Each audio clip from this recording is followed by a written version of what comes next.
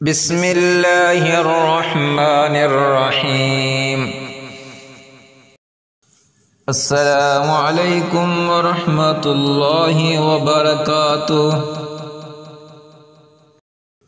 بادشاہ وقت نے اپنے وزیر خاص سے پوچھا، یہ میرے نوکر مجھ سے زیادہ کیسے خوش باش پھرتے ہیں، جبکہ ان کے پاس کچھ نہیں اور میرے پاس کمی کسی چیز کی نہیں۔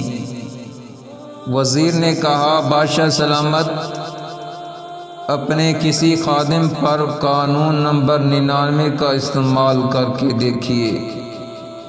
بادشاہ نے پوچھا، اچھا یہ قانون نمبر 99 کیا ہوتا ہے؟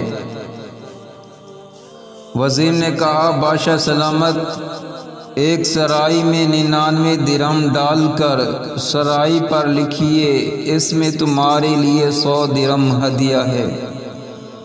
رات کو کسی خادم کے گھر کے دروازے کے سامنے رکھ کر دروازہ کھٹکھٹا کر ادھر ادھر چھپ جائیے اور تماشا دیکھ لیجیے۔ بادشاہ نے جیسے وزیر نے سمجھایا تھا ویسا کیا۔ سرائی رکھنے والے نے دروازہ کھٹکھٹایا اور چھپ کر تماشا دیکھنا شروع کر دیا۔ اندر سے خادم نکلا، سرائی اٹھائی اور گھر چلا گیا۔ درہم گنے تو 99 نکلے، جبکہ سرائی پر لکھا 100 درہم تھا۔ سوچا یقیناً ایک درہم کہیں باہر گرا پڑا ہوگا۔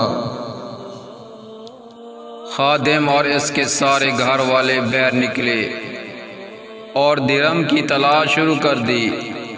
ان کی ساری رات اس تلاش میں گزر گئی۔ خادم کا غصہ دیکھنے کے قابل تھا۔ کچھ رات صبر اور باقی رات بک بک اور جھک جھک میں گزر گئی۔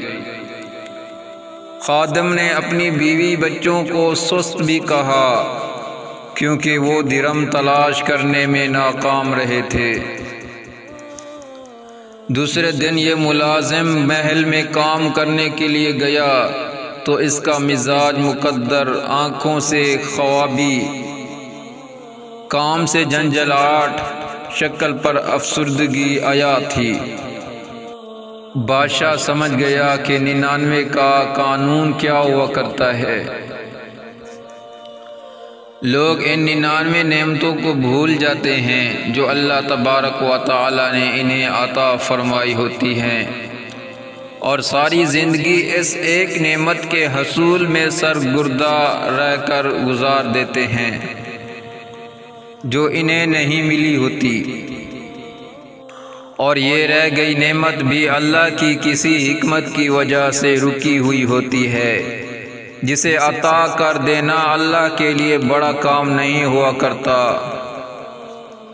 لوگ اپنی اسی ایک مفقود نعمت کے لیے سرگرداں رہ کر اپنے پاس موجود 99 نعمتوں کی لذتوں سے محروم مزاجوں کو مقدر کر کے جیتے ہیں۔ اپنی 99 مل چکی نعمتوں پر اللہ تبارک و تعالی کا احسان مانیے اور ان سے مستفید ہو کر شکر گزار بندے بن کر رہیے۔ اللہ پاک ہمیں اپنے شکر گزار بندے بنا دے، آمین۔